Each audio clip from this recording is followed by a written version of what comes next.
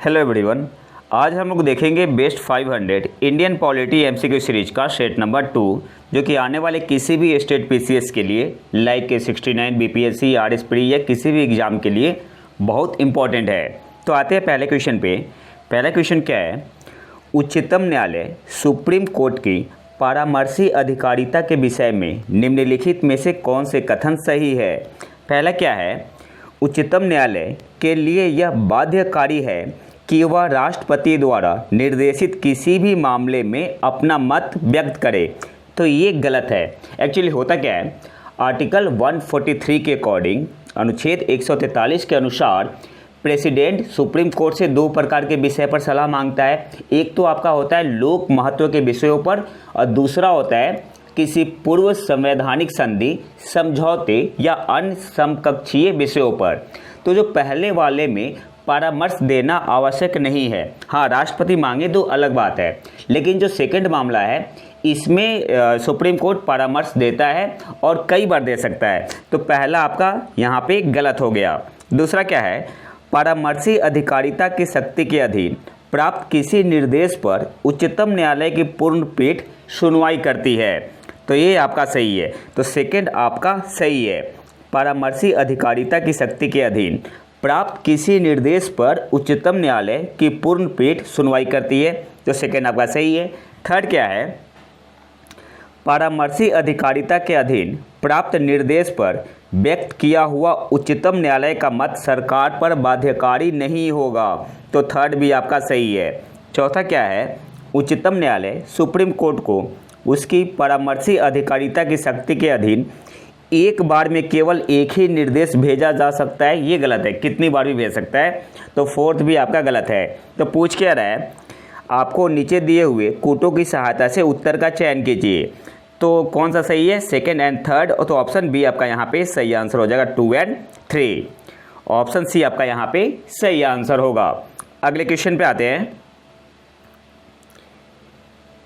विधायी शक्तियों की संघीय सूची में समाविष्ट किसी विषय के संबंध में भारत के उच्चतम न्यायालय के अधिकार क्षेत्र को बढ़ाने का अधिकार दिया गया है। तो यहाँ पे सही आंसर होगा संसद को। ऑप्शन सी आपका यहाँ पे सही आंसर होगा। अच्छा, कौन से आर्टिकल में मेंशन है? आर्टिकल 138 में। आर्टिकल 138 में विधायी शक्तियों की संघीय सूची में समाविष्ट किसी विषय के संबंध में भारत के उच्चतम न्यायालय के अधिकार क्षेत्र को बढ़ाने का अधिकार किसे दिया गया है? तो पार्लियामेंट, संसद को। ऑप्शन सी आपका यहाँ पे सही आंसर होगा। अगले क्वेश्चन पे आते हैं। कोई भी संविधान संशोधन कानून भारतीय सर्वोच्च न्यायालय द्वारा असंवैधानिक घोषित किया जा सकता है यदि वह, तो यहाँ पे सही आंसर क्या हो जाएगा? मैं सीधे आंसर बता रहा हूँ। ऑप्शन बी आपका यहाँ पे सही आंसर होगा। विधि के समक्ष समानता के अधिकार को भाग 3 से हटाकर संविधान में अन्यत्र कहीं रखता है तो क्या होगा? भारतीय सर्वोच्च न्यायालय द्वारा असंवैधानिक घोषित किया जा सकता है। किस केस में? जब विधि के समक्ष समानता के अधिकार को भाग 3 से हटाकर संविधान में अन्यत्र कहीं रखता है तो ऑप्शन बी आपका यहाँ पे सही आंसर होगा। अगले क्वेश्चन पे आते हैं। भारत के संविधान के संदर्भ में निम्नलिखित कथनों पर विचार करें। पहला क्या है? किसी भी केंद्रीय विधि को संवैधानिक रूप से अवैध घोषित करने की किसी भी उच्च न्यायालय की अधिकारिता नहीं होगी। दूसरा क्या है? भारत के संविधान के किसी भी संशोधन पर भारत के उच्चतम न्यायालय द्वारा प्रश्न नहीं उठाया जा सकता है। तो पूछ क्या रहा है? कौन सा कथन सही है? तो यहाँ पे पहला भी गलत है, पहला भी गलत है और दूसरा भी गलत है। तो ऑप्शन डी आपका यहाँ पे सही आंसर होगा। ना तो 1 ना ही 2। तो ऑप्शन डी आपका यहाँ पे सही आंसर होगा। अच्छा, क्यों? तो आर्टिकल 13(2) में मेंशन है, राज्य जिसमें दोनों आते हैं, सेंट्रल और स्टेट, कोई ऐसा लॉ नहीं बनाएगा जो भाग 3 द्वारा प्रदत्त मौलिक अधिकारों को छीनती है। ठीक है, इससे पहले मैंने बताया था। तो पहला आपका गलत हो गया। ठीक है, इसलिए आपका पहला गलत है। और अनुच्छेद 32 के तहत सुप्रीम कोर्ट को और अनुच्छेद 226 के तहत उच्च न्यायालय को जुडिशियल रिव्यू की शक्ति प्राप्त है। तो सेकेंड भी आपका गलत है। यहाँ क्या बोल रहा है, भारत के संविधान के किसी भी संशोधन पर भारत के उच्चतम न्यायालय द्वारा प्रश्न नहीं उठाया जा सकता है, गलत है। अनुच्छेद 32 देता है जुडिशियल रिव्यू का पावर सुप्रीम कोर्ट को, और हाई कोर्ट को देता है अनुच्छेद 226 के तहत। तो दोनों आपका यहाँ पे गलत है। अगले क्वेश्चन पे आते हैं। निम्नलिखित कथनों पर विचार कीजिए। भारत का संविधान अपने मूल ढांचे को संघवाद, पंथ निरपेक्षता, मूल अधिकारों तथा लोकतंत्र के रूप में परिभाषित करता है। दूसरा क्या है, भारत का संविधान नागरिकों की स्वतंत्रता तथा उन आदर्शों जिन पर संविधान आधारित है की सुरक्षा हेतु न्यायिक पुनर्विलोकन की व्यवस्था करता है। तो यहाँ पे पूछ रहा है कौन सा स्टेटमेंट सही है, तो पहला दो गलत है। भारत के संविधान में कहीं भी मूल ढांचे को परिभाषित नहीं किया गया है, पहला गलत है। इसका उल्लेख कब हुआ था, वो केशवानंद भारती बनाम केरल राज्यवाद में 1973 में जो मूल ढांचे का उल्लेख किया गया था, केशवानंद भारती बनाम केरल राज्यवाद में सुप्रीम कोर्ट ने किया था।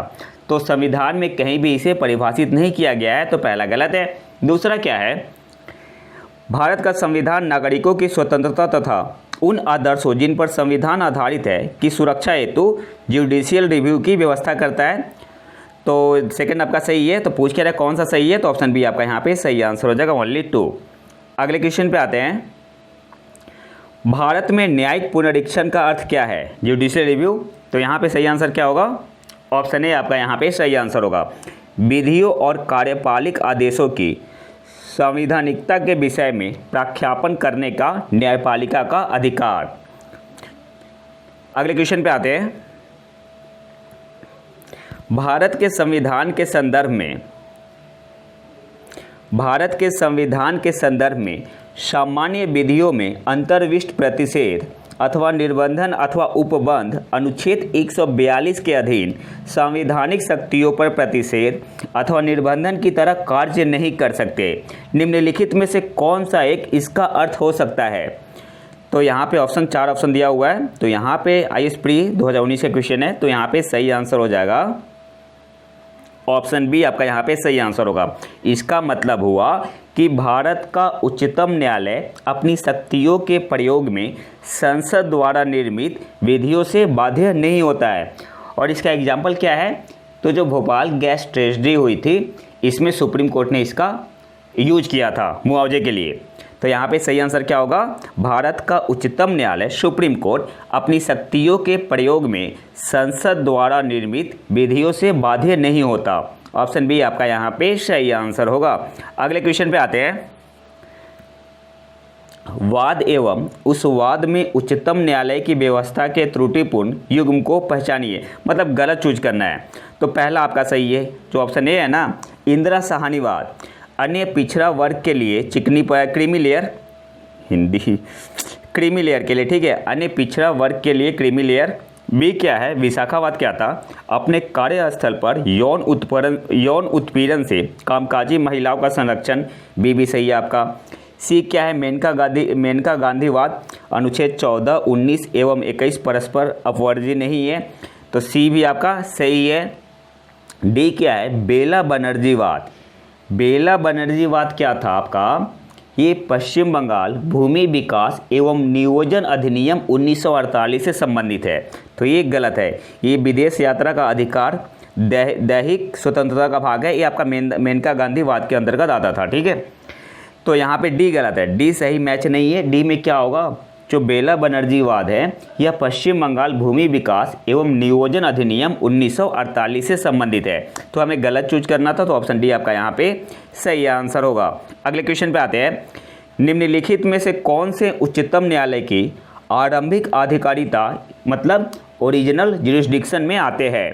पहला क्या है, भारत सरकार तथा एक या अधिक राज्यों के बीच का विवाद, हाँ सही है। दूसरा क्या है, संसद के किसी भी सदन या राज्य विधानमंडल में हुए चुनाव पर विवाद, नहीं, ये ओरिजिनल ज्यूरिसडिक्शन में नहीं आता। भारत सरकार तथा किसी संघ राज्य क्षेत्र के बीच का विवाद, नहीं, यूटी के लिए नहीं है। चौथा क्या है, दो या अधिक राज्यों के बीच का विवाद, हाँ, ये आपका सुप्रीम कोर्ट के ओरिजिनल ज्यूरिसडिक्शन में आता है। तो सही आंसर यहाँ पे क्या होगा, 1 और 4, ऑप्शन सी आपका यहाँ पे सही आंसर होगा। तीन तरीके के ज्यूरिसडिक्शन होते हैं। एक आपका होता है ओरिजिनल ज्यूरिसडिक्शन, मूल या आरंभिक अधिकारिता। एक आपका होता है एपिलेट, और तीसरा कौन सा होता है एडवाइजरी। ठीक है। अच्छा, एपिलेट ज्यूरिसडिक्शन क्या होता है? Against the judgment of lower court. ये क्या होता है आपका? एपिलेट ज्यूरिसडिक्शन होता है। तो यहाँ पे सही आंसर क्या हो जाएगा? ऑप्शन सी 1 और 4 आपका यहाँ पे सही आंसर होगा। अगले क्वेश्चन पे आते हैं। केंद्र और राज्यों के बीच होने वाले विवादों का निर्णय करने की भारत के उच्चतम न्यायालय की शक्ति किसके अंतर्गत आती है? तो सही आंसर यहाँ पे क्या होगा? अभी बताया था मैंने थोड़ी देर पहले, ओरिजिनल ज्यूरिसडिक्शन के तहत। तो यहाँ पे सही आंसर क्या हो जाएगा? ऑप्शन सी, मूल अधिकारिता के अंतर्गत। अगले क्वेश्चन पे आते हैं। भारत के सर्वोच्च न्यायालय की शक्तियों के विषय में निम्नलिखित में से कौन सा कथन सही नहीं है? तो यहाँ पे सही आंसर क्या होगा? पहला क्या है? इसके पास जनता के मूल अधिकारों की रक्षा के लिए आदेश जारी करने की अनन्य शक्ति है, मतलब यूनिक शक्ति है, मतलब और किसी के पास नहीं है। ठीक है, तो ये यहाँ पे गलत हो गया, क्योंकि जुडिशियल रिव्यू की शक्ति सुप्रीम कोर्ट के पास भी है। कौन से आर्टिकल के तहत? आर्टिकल 32। और हाई कोर्ट के पास भी है, अनुच्छेद कौन सा? 226 है ना अनुच्छेद। तो हाई कोर्ट के पास भी है और सुप्रीम कोर्ट के पास भी है। तो पहला आपका गलत हो गया, सही नहीं है। तो हमें तो चूज करना सही, कौन सा कथन सही नहीं है? तो ऑप्शन ए आपका यहाँ पे सही आंसर होगा। बाकी वह अंतरशासकीय विवादों में मूल एवं अनन्य क्षेत्राधिकार रखता है, सही है। या भारत के राष्ट्रपति द्वारा कानून के प्रश्न या किसी तथ्य को निर्दिष्ट किए जाने पर सलाहकार अधिकारिता रखता है, सही है। इसके पास अपने ही निर्णय या आदेश पर पुनर्विचार करने की शक्ति है। तो डी भी सही है। तो हमें चूज करना था कौन सा कथन सही नहीं है? तो ऑप्शन ए आपका यहाँ पे सही आंसर होगा, क्योंकि जो जुडिशियल रिव्यू है दोनों के पास है, सुप्रीम कोर्ट के पास भी है। मूल अधिकारों की रक्षा के लिए आदेश जारी करने की शक्ति आपका क्या बोलते हैं, सुप्रीम कोर्ट के पास भी है और हाई कोर्ट के पास भी है। तो यहाँ पे यूनिक गलत है। अगले क्वेश्चन पे आते हैं। निम्नलिखित कथनों पर विचार कीजिए। पहला क्या है? संसद भारत के उच्चतम न्यायालय की, एक मिनट, संसद भारत के उच्चतम न्यायालय की अधिकारिता को विस्तारित नहीं कर सकती, क्योंकि उसकी अधिकारिता वही है जो संविधान ने प्रदान की है। तो पहला गलत है या सही है? तो ये पहला आपका गलत है। अकॉर्डिंग टू आर्टिकल 138 यह विस्तारित कर सकती है। संसद भारत के उच्चतम न्यायालय की अधिकारिता को विस्तारित कर सकती है। कौन से आर्टिकल के तहत? आर्टिकल 138 के तहत। तो पहला आपका यहाँ पे गलत हो गया। दूसरा क्या है? उच्चतम न्यायालय और उच्च न्यायालय के अधिकारी और सेवक संबंध मुख्य न्यायमूर्ति द्वारा नियुक्त किए जाते हैं, और न्यायालयों का प्रशासनिक व्यय भारत की संचित निधि पर भारित होता है। अच्छा, ये गलत है। अच्छा, ये गलत क्यों है? क्योंकि सुप्रीम कोर्ट का भारत की संचित निधि पर भारित होता है, लेकिन जबकि हाई कोर्ट का राज्य की संचित निधि पर भारित होता है, इसलिए आपका ये गलत है। सुप्रीम कोर्ट का भारत की संचित निधि पर भारित होता है, जबकि हाई कोर्ट का राज्य की संचित निधि पर भारित होता है, इसलिए आपका सेकंड गलत है। तो पूछ क्या रहा है कौन सा कथन सही है? तो ऑप्शन डी आपका यहाँ पे सही आंसर होगा, नीदर 1 नॉट 2। अगले क्वेश्चन पे आते हैं। क्वेश्चन क्या है? भारत के उच्चतम न्यायालय की स्वायत्तता की रक्षा हेतु क्या प्रावधान है? पहला क्या है? उच्चतम न्यायालय के न्यायाधीशों की नियुक्ति करते समय भारत के राष्ट्रपति को भारत के मुख्य न्यायाधीश से विचार विमर्श करना पड़ता है। तो पहला आपका सही है, पहला सही है। दूसरा क्या है? उच्चतम न्यायालय के न्यायाधीशों को केवल भारत के मुख्य न्यायाधीश द्वारा हटाया जा सकता है, तो गलत है। थर्ड आते हैं, न्यायाधीशों का वेतन भारत की संचित निधि पर आरोपित होता है, जिस पर विधानमंडल को अपना मत नहीं देना होता है। तो ये आपका सही है, ये आपका सही है। चौथा क्या है? भारत के उच्चतम न्यायालय के अफसरों और कर्मचारियों की सभी नियुक्तियां सरकार द्वारा भारत के मुख्य न्यायाधीश के विचार विमर्श के पश्चात की जाती है। तो ये गलत है। तो यहाँ पे सही आंसर क्या हो जाएगा? 1 और 3, 1 और 3। तो ऑप्शन ए आपका यहाँ पे सही आंसर होगा। सही आंसर क्या हो जाएगा? ऑप्शन ए 1 और 3। अगले क्वेश्चन पे आते हैं। भारत में जिला स्तर पर उपभोक्ता विवाद निवारण के संदर्भ में निम्नलिखित कौन सा एक कथन सही नहीं है? तो यहाँ पे सही आंसर क्या हो जाएगा? ऑप्शन सी आपका यहाँ पे सही आंसर हो जाएगा। बाकी सारे स्टेटमेंट सही है। जिला फोरम उन्हीं शिकायतों की सुनवाई करता है जिनमें माल या सेवाओं का कुल मूल्य 50 लाख रुपए से अधिक नहीं होता। ये गलत है। ऐसे गलत क्यों है? क्योंकि यहाँ पे 50 लाख नहीं होगा, क्या होगा? 20 लाख होगा। बाकी सारे स्टेटमेंट सही है, तो यहाँ पे सही आंसर क्या हो जाएगा? Option C. ये स्टेटमेंट आपका गलत है। अगले क्वेश्चन पे आते हैं। निम्नलिखित कथनों पर विचार कीजिए। पहला है आपका राइट टू एजुकेशन, शिक्षा का अधिकार अधिनियम के अनुसार किसी राज्य में शिक्षक के रूप में नियुक्त होने हेतु एलिजिबल होने के लिए किसी व्यक्ति में संबंधित राज्य अध्यापक शिक्षा परिषद द्वारा निर्धारित न्यूनतम योग्यता का होना आवश्यक है। अच्छा, ये गलत है। अभी ये काफ़ी न्यूज में भी था, बिहार में स्पेशली। यहाँ पे राज्य अध्यापक शिक्षा परिषद नहीं होगा, क्या होगा फिर? यहाँ पे होगा राष्ट्रीय अध्यापक शिक्षा परिषद। तो ये आपका गलत हो गया। यहाँ पे राज्य ना होगी, क्या होगा? राष्ट्रीय होगा। ठीक है, राष्ट्रीय होगा। तो बिहार में काफ़ी अभी न्यूज में भी है। सेकंड क्या है? राइट टू एजुकेशन अधिनियम के अनुसार प्राथमिक कक्षाओं में शिक्षण हेतु किसी अभ्यर्थी के लिए राष्ट्रीय अध्यापक शिक्षा परिषद के दिशा निर्देशों के अनुरूप लिए गए अध्यापक अर्हता परीक्षण में उत्तीर्ण होना आवश्यक है। तो ये आपका क्या है? ये आपका सही है। ये सेकंड आपका बिल्कुल सही है। थर्ड क्या है? भारत में 90% से अधिक अध्यापक शिक्षा संस्थान प्रत्यक्ष रूप से राज्य सरकारों के अधीन है। ये गलत है। यहाँ पे क्या होगा? निजी क्षेत्र के अधीन है। निजी क्षेत्र के अधीन है। तो आपका थर्ड भी गलत हो गया। पूछ क्या रहा है कौन सा सही है? तो ओनली 2 आपका यहाँ पे सही आंसर होगा। तो ऑप्शन बी आपका यहाँ पे सही आंसर हो जाएगा, ओनली 2। अगले क्वेश्चन पे आते हैं। क्वेश्चन क्या है?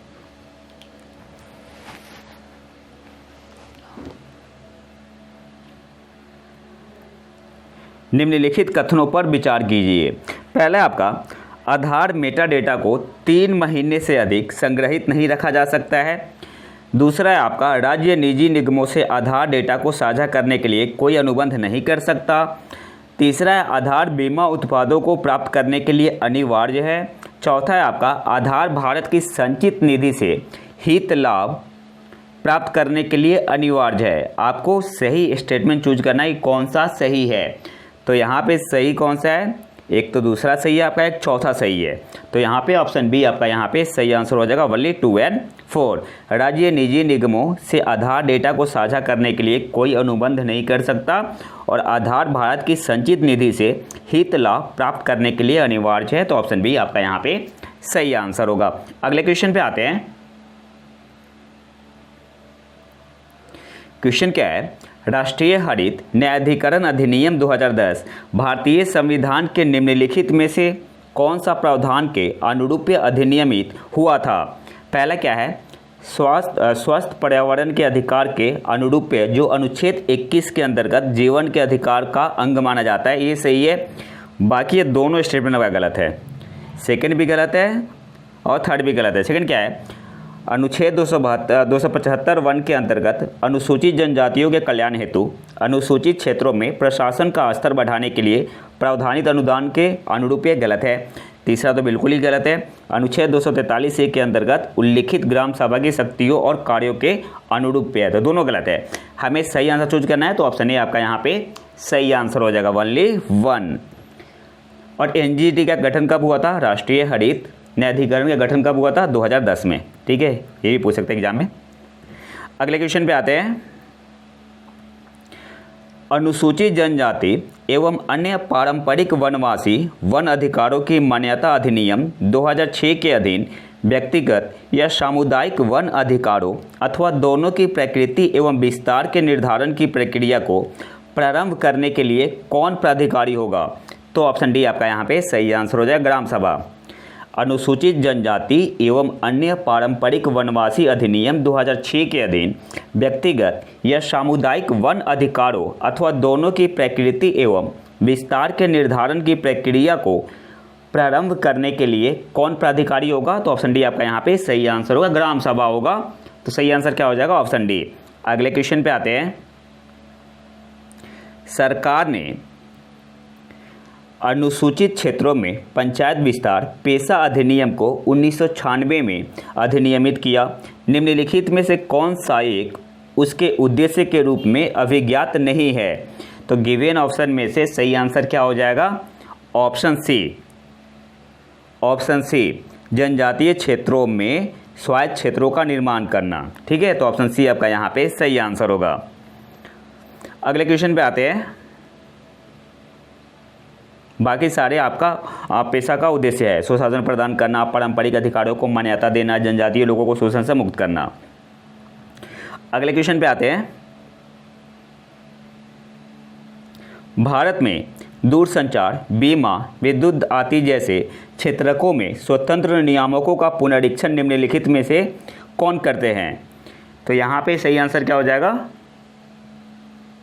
संसद द्वारा गठित तटस्थ समितियाँ। तो हाँ, पहला सही है। दूसरा क्या है? संसदीय विभाग संबंधी अस्थायी समितियाँ। सेकंड भी सही है। वित्त आयोग नहीं, वित्तीय क्षेत्र विधायी सुधार आयोग नहीं, नीति आयोग नहीं। तो सही आंसर क्या हो जाएगा? 1 और 2। तो ऑप्शन ए आपका यहाँ पे सही आंसर होगा, 1 और 2 ओनली। अगले क्वेश्चन पे आते हैं। क्वेश्चन क्या है? भारत की संसद के संदर्भ में निम्नलिखित में से कौन सी संसदीय समिति इसकी समीक्षा करती है और सदन को सूचित करती है कि जो विनियम, नियम, उपनियम, उपविधि आदि बनाने की शक्तियाँ संविधान द्वारा प्रदत्त है या सदन द्वारा प्रत्यायोजित है, उनका कार्यपालिका द्वारा इन प्रत्यायोजनों डेलीगेशन की परिधि के भीतर उचित प्रयोग हो रहा है? तो यहाँ पे सही आंसर क्या होगा? अधीनस्थ विधान संबंधी समिति। तो ऑप्शन बी आपका यहाँ पे सही आंसर होगा। इसे इंग्लिश में क्या बोलते हैं? कमेटी ऑन सब ऑर्डिनेट लेजिस्लेशन। तो ऑप्शन बी आपका यहाँ पे सही आंसर होगा। भारत की संसद के संदर्भ में निम्नलिखित में से कौन सी संसदीय समिति इसकी समीक्षा करती है और सदन को सूचित करती है कि जो विनियम, नियम, उपनियम, उपविधि आदि बनाने की शक्तियाँ संविधान द्वारा प्रदत्त है या सदन द्वारा प्रत्यायोजित है, उनका कार्यपालिका द्वारा इन प्रत्यायोजनों डेलीगेशन की परिधि के भीतर उचित प्रयोग हो रहा है? तो सही आंसर क्या हो जाएगा? कमेटी ऑन सब ऑर्डिनेट लेजिस्लेशन। तो ऑप्शन बी आपका यहाँ पे सही आंसर होगा। हिंदी में क्या बोलते हैं? अधीनस्थ विधान संबंधी समिति। अगले क्वेश्चन पे आते हैं। रेलवे अंचलों के लिए संसद सदस्यों की परामर्शदात्री समिति का गठन किया जाता है? तो संसदीय कार्य मंत्रालय द्वारा। ऑप्शन सी आपका यहाँ पे सही आंसर होगा। अगले क्वेश्चन पे आते हैं। निम्नलिखित कथनों पर विचार कीजिए। पहला क्या है? लोक लेखा तथा सार्वजनिक उपक्रमों की समितियों से राज्यसभा के सदस्य भी संबंधित होते हैं, जबकि प्राक्कलन समिति के लिए सदस्य केवल लोकसभा से ही लिए जाते हैं। तो आपका सही है, पहला तो सही लग रहा है, पहला आपका यहाँ पे सही है। लोक लेखा समिति पब्लिक अकाउंट कमेटी में कितने मेंबर होते हैं? तो 15 होते हैं लोकसभा से, टोटल 22 होते हैं, और 7 होते हैं राज्यसभा से। और सार्वजनिक उपक्रमों की समितियों में भी 15 लोकसभा से और 7 राज्यसभा से। जबकि जो आपका प्राक्कलन समिति होता है, एस्टिमेट कमेटी, इसमें टोटल कितने होते हैं? 30 मेंबर होते हैं। सबसे बड़ा कमेटी है प्राक्कलन समिति, ठीक है, एस्टिमेट कमेटी। इसमें टोटल 30 होते हैं और सबके सब कहाँ से, कौन से सदन से होते हैं? तो ये लोकसभा से होते हैं, ठीक है। तो पहला आपका बिल्कुल सही है। दूसरा क्या है? संसदीय कार्य मंत्रालय कुल मिलाकर संसदीय कार्यों की मंत्रिमंडलीय समिति के निर्देशन में कार्य करता है। तो सेकंड भी आपका सही है। थर्ड क्या है? विभिन्न मंत्रालयों में भारत सरकार द्वारा गठित समितियों, परिषदों, मंडलों एवं आयोगों के सदस्यों को संसदीय कार्य मंत्री नामित करता है। तो आपका थर्ड भी सही है। तो पूछ रहा है कौन सा कथन सत्य है? तो ऑप्शन डी आपका यहाँ पे सही आंसर हो जाएगा, 1, 2 और 3। अच्छा, इसके अलावा एक याचिका समिति होती है, याचिका समिति, इसमें कितने मेंबर होते हैं? तो 15 होते हैं लोकसभा से और 10 राज्यसभा से। अगले क्वेश्चन पे आते हैं। अच्छा, यहाँ से एक और क्वेश्चन पूछता है आपसे कि लोक लेखा समिति अपनी रिपोर्ट किसे सौंपती है? तो लोकसभा के अध्यक्ष को सौंपती है। अगले क्वेश्चन पे आते हैं। निम्नलिखित कथनों पर विचार कीजिए। पहला क्या है? लोक लेखा समिति का अध्यक्ष लोकसभा अध्यक्ष द्वारा नियुक्त किया जाता है, तो बिल्कुल सही है। पहला आपका सही है। दूसरा क्या है? लोक लेखा समिति में लोकसभा सदस्य, राज्यसभा सदस्य और उद्योग तथा व्यापार के कुछ जाने माने व्यक्ति सम्मिलित होते हैं, तो गलत है। तो कौन सा स्टेटमेंट सही है? तो ओनली वन। अगले क्वेश्चन पे आते हैं। निम्नलिखित में से कौन सी एक सबसे बड़ी संसदीय समिति है? तो अभी बताया था मैंने, प्राक्कलन समिति 30 मेंबर होते हैं और सारे के सारे लोकसभा से होते हैं, तो ऑप्शन बी आपका यहाँ पे सही आंसर होगा। अगले क्वेश्चन पे आते हैं। भारतीय संसद किस रीति से प्रशासन पर नियंत्रण करती है? तो यहाँ पे सही आंसर क्या होगा? ऑप्शन ए आपका यहाँ पे सही आंसर होगा, संसदीय समितियों के माध्यम से। अगले क्वेश्चन पे आते हैं। भारतीय राजनीति के संदर्भ में निम्नलिखित में से कौन सा कथन सही है? पहला क्या आपका? योजना आयोग की जवाबदेही संसद के प्रति है, तो हमें क्या चूज करना है, कौन सा सही है? तो ये दो गलत है। एक मिनट, तो पहला तो आपका गलत है, तो ये तो सही होगा नहीं। बी क्या है? राष्ट्रपति संसद के किसी एक सदन के सत्राधीन न होने पर ही अध्यादेश जारी कर सकते हैं, तो बी आपका सही है। बी आपका यहाँ पे सही है। सी क्या है? उच्चतम न्यायालय के न्यायाधीश के रूप में नियुक्ति होने की न्यूनतम आयु 40 वर्ष है। तो देखो, मिनिमम एज कहीं पे डिफाइन नहीं किया गया है। हाँ, मैक्सिमम एज कितना है? 65 ईयर। तो बी भी आपका गलत है। ए भी गलत है, सी भी गलत है। डी क्या है? राष्ट्रीय विकास परिषद, नेशनल डेवलपमेंट काउंसिल केंद्रीय वित्त मंत्री और सभी राज्यों के मुख्यमंत्रियों से ही गठित होती है, तो ये गलत है। देखो, नेशनल जो क्या बोला, डेवलपमेंट काउंसिल है ना, राष्ट्रीय विकास परिषद, इसके चेयरमैन कौन होते हैं? पीएम होते हैं। इसमें यूनिट कैबिनेट मिनिस्टर भी होते हैं, सीएम ऑफ स्टेट होते हैं और नीति आयोग के मेंबर भी होते हैं, इसलिए आपका डी गलत है। तो यहाँ पे सही आंसर क्या हो जाएगा? Option B. ऑप्शन बी आपका यहाँ पे सही आंसर होगा। अगले क्वेश्चन पे आते हैं। क्वेश्चन क्या है? भारतीय संसद में स्थगन प्रस्ताव लाने का क्या उद्देश्य है? तो यहाँ पे सही सिंपल क्वेश्चन है, सही आंसर हो जाएगा ऑप्शन ए, सार्वजनिक महत्व के निश्चित अत्यावश्यक मुद्दे पर बहस करने हेतु। ऑप्शन ए आपका यहाँ पे सही आंसर होगा। अगले क्वेश्चन पे आते हैं। लेखानुमोदन और अंतरिम बजट के बीच क्या अंतर है? देखो, लेखानुमोदन को इंग्लिश में क्या बोलते हैं? Vote on account. पहला क्या है? अस्थायी सरकार वोट ऑन अकाउंट लेखानुमोदन के प्रावधान का प्रयोग करती है, जबकि कार्यवाहक सरकार अंतरिम बजट के प्रावधान का प्रयोग करती है। तो ये गलत क्यों है? कि जो वोट ऑन अकाउंट होता है ना, इसे अस्थायी एवं कार्यवाहक सरकार दोनों प्रस्तुत कर सकती है। ठीक है, अस्थायी सरकार और कार्यवाहक सरकार दोनों प्रस्तुत कर सकती है, तो पहला आपका गलत हो गया। सेकंड क्या है? सेकंड आपका लेखानुमोदन यानी वोट ऑन अकाउंट सरकार के बजट के व्यय पक्ष मात्र से संबंध होता है, सही बात है, जबकि अंतरिम बजट में व्यय तथा आवती दोनों सम्मिलित होते हैं। तो सेकंड आपका सही है। तो हमें चूज करना है कौन सा कथन सही है? तो ऑप्शन बी आपका यहाँ पे सही आंसर हो जाएगा, ओनली 2, केवल 2। ठीक है, याद रखना है, वोट ऑन अकाउंट जो होता है लेखानुमोदन सरकार के बजट के व्यय पक्ष मात्र से संबंध होता है, जबकि अंतरिम बजट में क्या होता है? व्यय तथा आवती दोनों सम्मिलित होते हैं। तो ऑप्शन बी आपका यहाँ पे सही आंसर हो जाएगा, ओनली 2। अगले क्वेश्चन पे आते हैं। भारत की संसद के संदर्भ में निम्नलिखित कथनों पर विचार करें। पहला क्या है? गैर सरकारी विधेयक ऐसा विधेयक है जो संसद के ऐसे सदस्य द्वारा प्रस्तुत किया जाता है जो निर्वाचित नहीं है किंतु भारत के राष्ट्रपति द्वारा नाम निर्दिष्ट है। अच्छा, ये गलत है। गैर सरकारी विधेयक का मतलब क्या हुआ?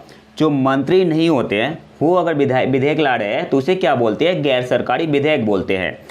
तो पहला आपका यहाँ पे गलत है। दूसरा क्या है? हाल ही में भारत की संसद के इतिहास में पहली बार एक गैर सरकारी विधेयक पारित किया गया है, गलत है।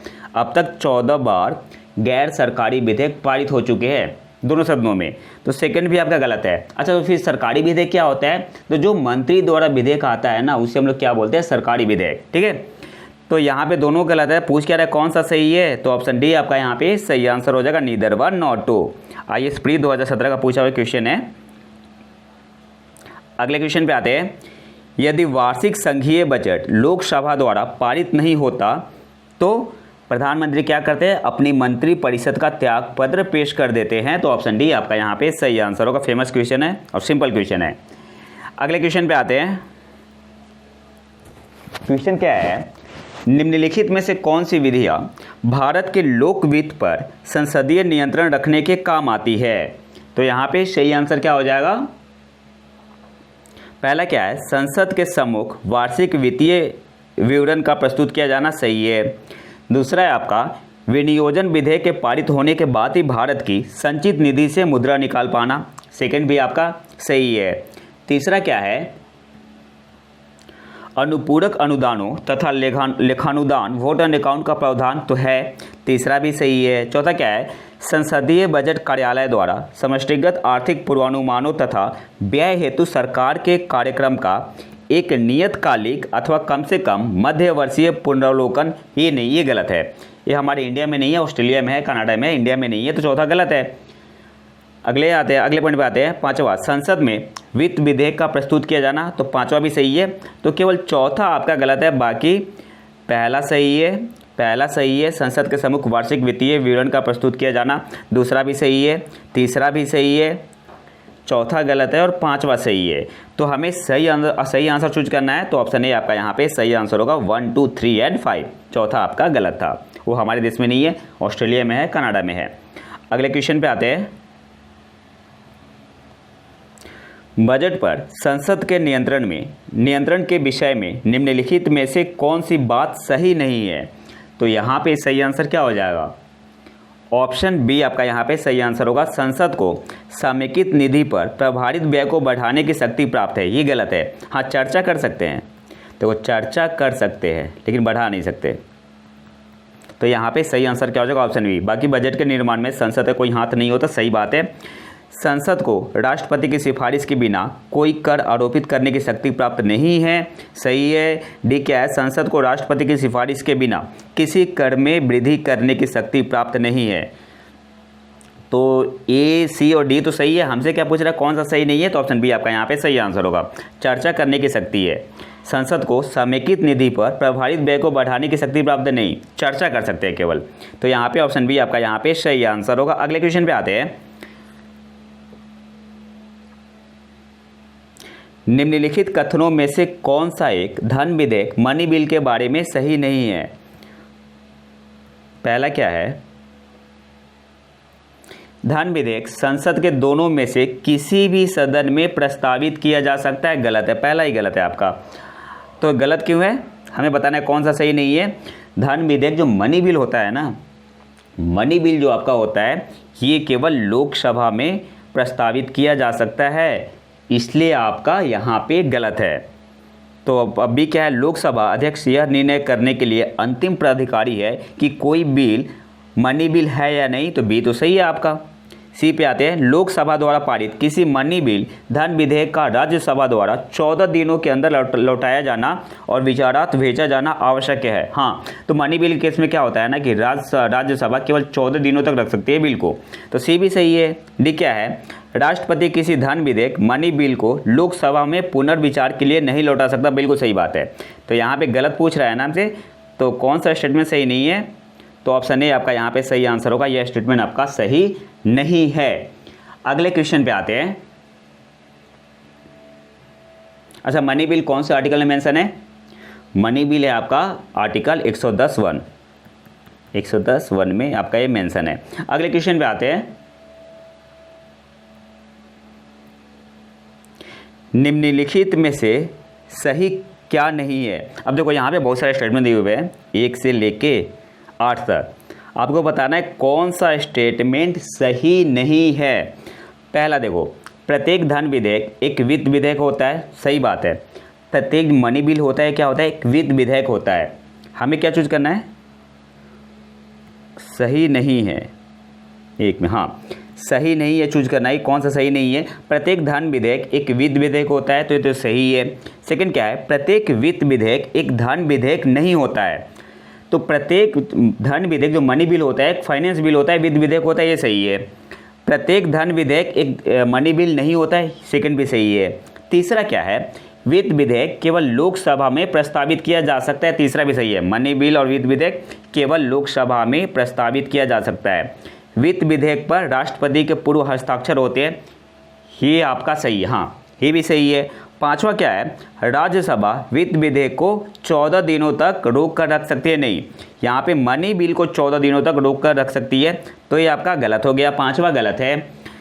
अगला क्या है, राष्ट्रपति वित्त विधेयक पर हस्ताक्षर करने से इनकार नहीं कर सकते हैं, ये किसकी बात होती है, मनी बिल की, ठीक है, धन विधेयक की बात होती है, तो छठा भी आपका यहाँ पे गलत है। सातवां क्या है, राज्यसभा वित्त विधेयक को संशोधित कर सकती है, बिल्कुल सही बात है। मनी बिल जो धन विधेयक होता है ना, उसे संशोधित नहीं कर सकती है। आठवां क्या है, गतिरोध की स्थिति में वित्त विधेयक पर संयुक्त अधिवेशन बुलाया जाता है, तो हाँ ये भी सही है, मनी बिल में नहीं होता ऐसा। तो पूछ कह रहा है कौन सा गलत है, तो पांचवा और छठा आपका गलत है। इसका मतलब क्या हुआ कि ऑप्शन बी आपका यहाँ पे सही आंसर होगा। अगले क्वेश्चन पे आते हैं।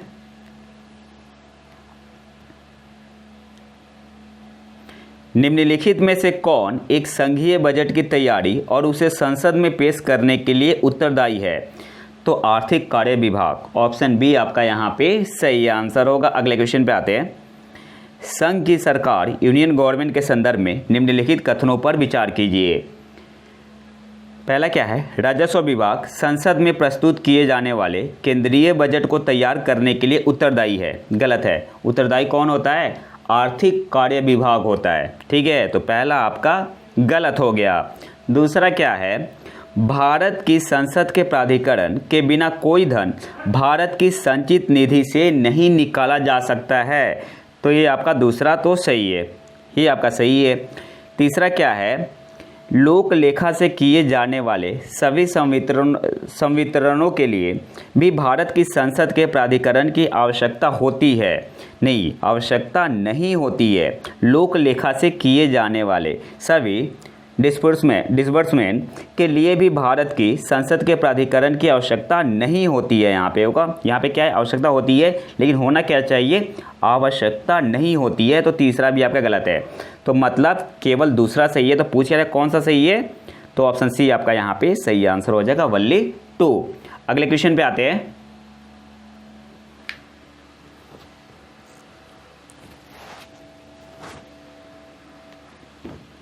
क्वेश्चन क्या है, निम्नलिखित में से कौन सा एक भारत की संचित निधि से लिया जाने वाला अनिवार्य व्यवहार नहीं है, तो यहाँ पे सही आंसर क्या हो जाएगा, ऑप्शन बी, भारत के निर्वाचन आयोग के सदस्यों के वेतन और पेंशन, तो ऑप्शन बी आपका यहाँ पे सही आंसर होगा। अगले क्वेश्चन पे आते हैं। भारत की संचित निधि से निधि निकालने के लिए निम्नलिखित में से किसका अनुमोदन अनिवार्य है, तो यहाँ पे भारत की संसद का, ऑप्शन बी आपका यहाँ पे सही आंसर होगा। अगले क्वेश्चन पे आते हैं। निम्नलिखित कथनों में से कौन सा सही है। पहला क्या है, लोकसभा में लंबित कोई विधेयक उसके 17वां पर लैप्स हो जाता है, तो पहला आपका क्या है, हमें क्या बताना है, सही आंसर चूज करना है, तो पहला गलत है, पहला आपका गलत है। अच्छा, 17वां को इंग्लिश में क्या बोलते हैं, प्रोरोगेशन। इसमें क्या होता है, 17वां का अर्थ क्या होता है कि राष्ट्रपति द्वारा दिए गए आदेश द्वारा सदन के सत्र को समाप्त करना, ना कि विघटन करना या कंप्लीटली खत्म करना, ठीक है। प्रोरोगेशन 17वां का अर्थ होता है राष्ट्रपति द्वारा दिए गए आदेश द्वारा सदन के सत्र को समाप्त करना, तो पहला आपका गलत है। ये क्या बोल क्या रहा है, लोकसभा में लंबित कोई विधेयक उसके 17वां पर लैप्स हो जाता है, तो ये गलत है, ठीक है। दूसरा क्या है, राज्यसभा में लंबित कोई विधेयक जिसे लोकसभा ने पारित नहीं किया है, लोकसभा के विघटन पर लैप्स नहीं होगा, तो हाँ ये सही है। तो पूछ क्या रहा है, सही आंसर चूज करना है, तो ऑप्शन बी आपका यहाँ पे सही आंसर हो जाएगा, ओनली 2। सही आंसर क्या हो जाएगा, केवल 2, ऑप्शन बी आपका यहाँ पे सही आंसर होगा। अगले क्वेश्चन पे आते हैं। क्वेश्चन क्या है आपका, लोकसभा और राज्यसभा के बीच गतिरोध की किन स्थितियों में संसद की संयुक्त बैठक बुलाई जाती है, तो यहाँ पे सही आंसर क्या होगा, साधारण विधि निर्माण को पारित करने की स्थिति में धन विधेयक को पारित करने की स्थिति में, तीसरा क्या है, संविधान संशोधन विधेयक को पारित करने की स्थिति में। देखो कंबाइंड जो बैठक बुलाई जाती है ना, ये कौन सा आर्टिकल मेंशन है, आर्टिकल 108 में। और किस केस में बुलाया जाता है, साधारण विधि निर्माण को पारित करने की स्थिति में। ऑप्शन ए आपका यहाँ पे सही आंसर होगा, केवल 1। ठीक है, अगले क्वेश्चन पे आते हैं। संसद के दोनों सदनों का संयुक्त अधिवेशन आयोजित होता है, तो यहाँ पे सही आंसर क्या हो जाएगा, एक ऐसे विधेयक पर विचार करने और उसे पारित करने के लिए जिस पर दोनों सदनों में मतभेद हो। तो यहाँ पे सही आंसर क्या होगा,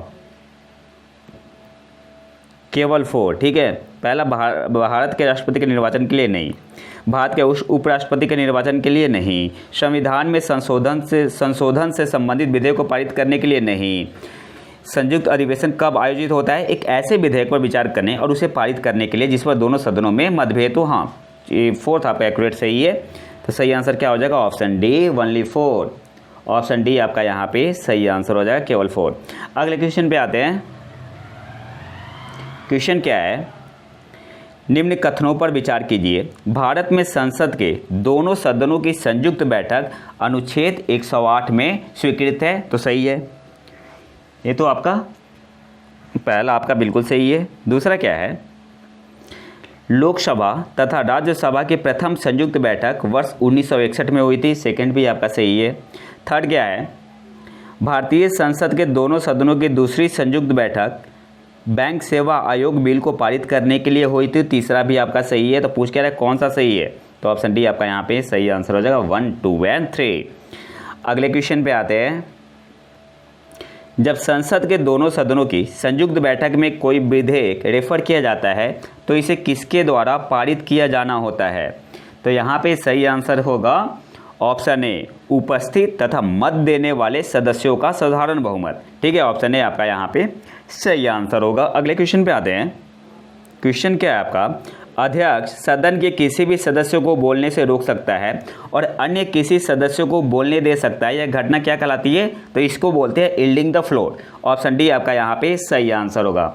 अच्छा, इंटरपेलेशन क्या होता है, किसी सरकारी अधिकारी से किसी नीति या कार्य के विवरण की मांग हेतु जो संसदीय प्रक्रिया होती है, इसे क्या बोलते हैं, इंटरपेलेशन बोलते हैं। अगले क्वेश्चन पे आते हैं। क्वेश्चन क्या है, भारतीय संसद राज्य सूची के विषयों पर विधायन नहीं कर सकती जब तक भारत का राष्ट्रपति उसे ऐसा करने का निर्देश ना दे। नहीं, ये गलत है। सेकंड क्या है, राज्यसभा प्रस्ताव पारित करे कि ऐसा करना राष्ट्रीय हित में आवश्यक है। हाँ, सेकंड सही है। थर्ड क्या है, विधानसभा का अध्यक्ष यह प्रमाणित करे कि ऐसा विधायन आवश्यक है। नहीं, गलत चीज़ है। फोर्थ क्या है, जब राष्ट्रीय आपातकाल लागू हो। हाँ, ये सही है। दो केस में ऐसा होता है, तो सेकंड और 4 आपका यहाँ पे सही है।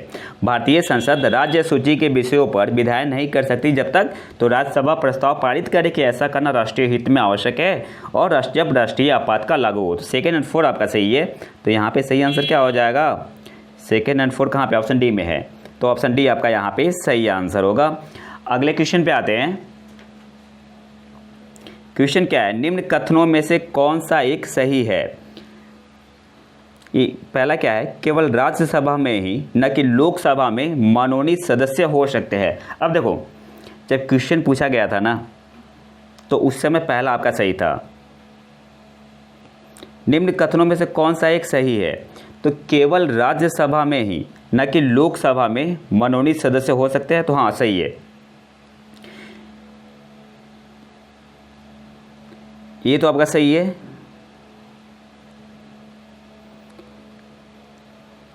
अच्छा, पूछ क्या रहा है यहाँ पे क्वेश्चन में, एक मिनट। निम्न कथनों में से कौन सा एक सही है, तो देखो अब तो लोकसभा में मनोनीत सदस्य नहीं हो सकते। क्यों, क्योंकि 104वें संविधान संशोधन द्वारा इसे निष्क्रिय कर दिया गया है, जो एंग्लो इंडियन आते थे। तो ये आपका सही है। मतलब लोग राज्यसभा में तो नामांकित होते हैं, लेकिन लोकसभा में मनोनीत सदस्य नहीं हो सकते। ठीक है, अब क्वेश्चन का लैंग्वेज कुछ भी हो, बस आपको इतना समझना है कि राज्यसभा में तो मनोनीत होते ही है, लेकिन लोकसभा में पहले मनोनीत होते थे, लेकिन 104वें संविधान संशोधन द्वारा, जो कि एंग्लो इंडियन थे, इसे निष्क्रिय कर दिया गया है। तो ए सही है। और इसके अलावा किसी मनोनीत सदस्य के मंत्री पद के लिए नियुक्ति पर संविधानीय वर्जना नहीं है। तो सी भी आपका यहाँ पे सही है।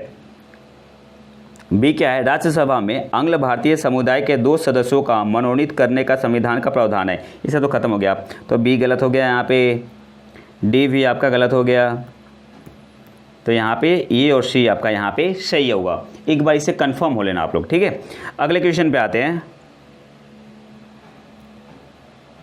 निम्नलिखित में से कौन सा कथन सही है? हमें क्या करना है, सही आंसर चूज करना है। राज्यसभा के सभी सदस्यों का निर्वाचन राज्यों की विधानसभाएं करती है।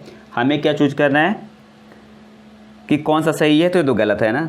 राज्यसभा के सभी सदस्यों का निर्वाचन राज्यों की विधानसभाएं करती है, मनोनीत सदस्यों का थोड़ी करती है। तो यहाँ पे क्या मेंशन है, सभी सदस्यों का, तो गलत हो गया ना।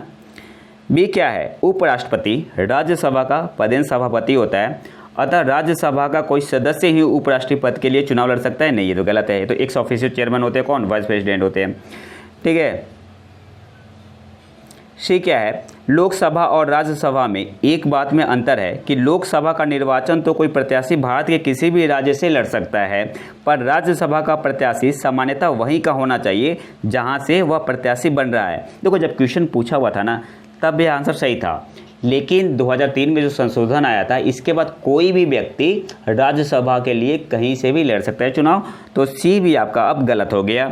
डी क्या है, डी क्या है, भारत के संविधान में राज्यसभा के नामित सदस्य की मंत्री पद पर नियुक्ति का स्पष्ट शब्दों में निषेध है।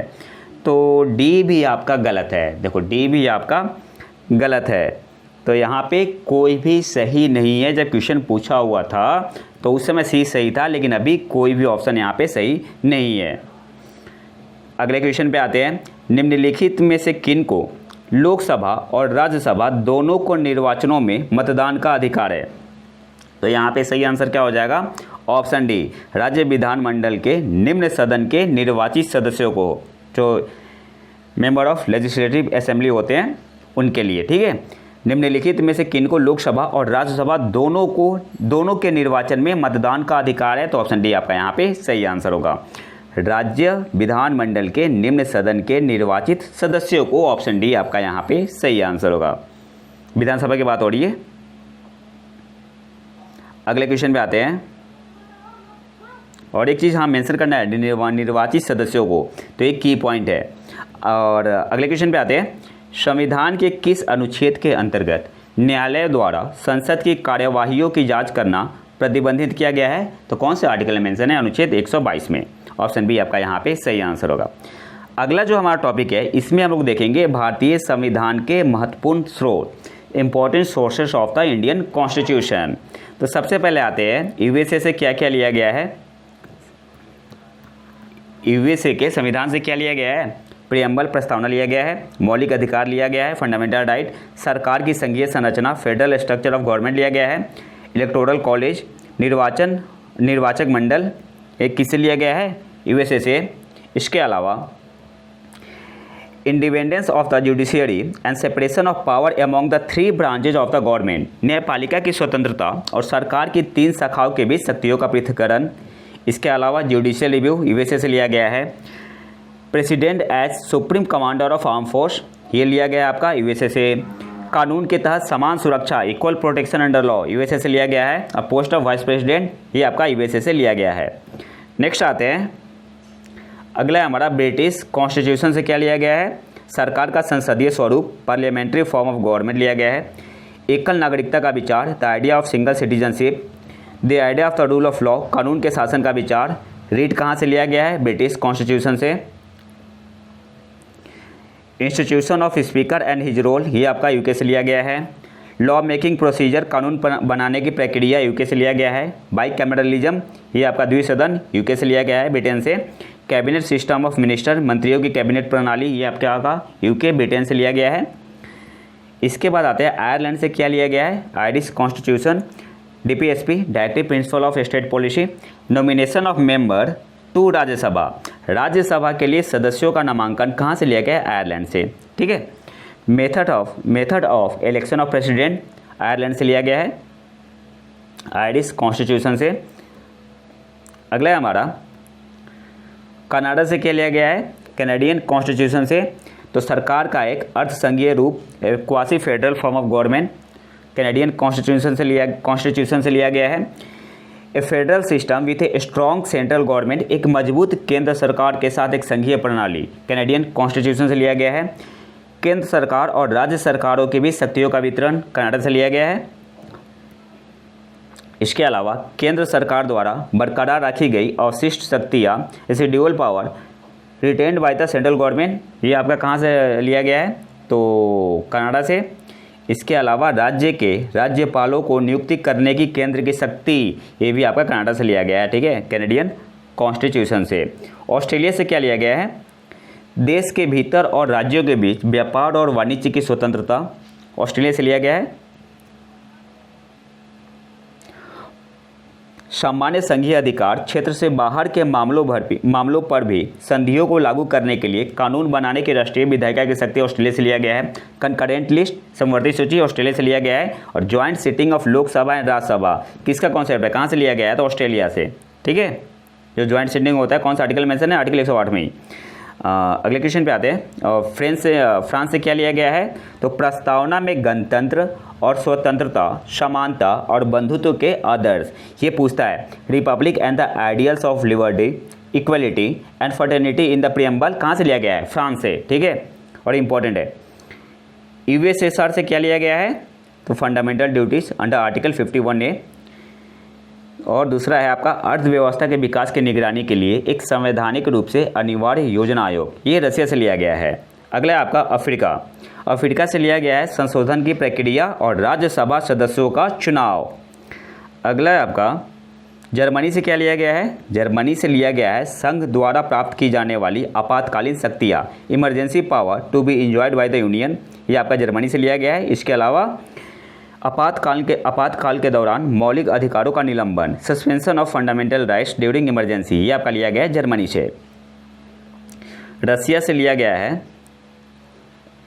Idea of social economic and political justice in preamble, प्रस्तावना में सामाजिक, आर्थिक और राजनीतिक न्याय का विचार। जापान से लिया गया है कानून द्वारा स्थापित प्रक्रिया। और गवर्नमेंट ऑफ इंडिया एक्ट 1935 से क्या क्या लिया गया है, तो संघीय योजना सबसे इंपॉर्टेंट है, federal scheme, emergency provision, public service commission, ये सब गवर्नमेंट ऑफ इंडिया एक्ट 1935 से लिया गया है। राज्यपाल का कार्यालय, जुडिशियरी, न्यायतंत्र लिया गया है। इसके अलावा प्रशासनिक विवरण, ये सब लिया गया है किससे, गवर्नमेंट ऑफ इंडिया एक्ट 1935। तो ये तो था हमारा आज का लेक्चर। अगर आपको वीडियो पसंद है तो लाइक करें और चैनल को सब्सक्राइब जरूर कर ले। और अगर आपको इसका PDF चाहिए तो आप हमारे टेलीग्राम चैनल प्रतीक IQ को ज्वाइन कर सकते हैं, मैं लिंक कमेंट बॉक्स में डाल दूंगा। तो मिलते हैं नए वीडियो में नए टॉपिक के साथ, तब तक के लिए नमस्कार, जय हिंद।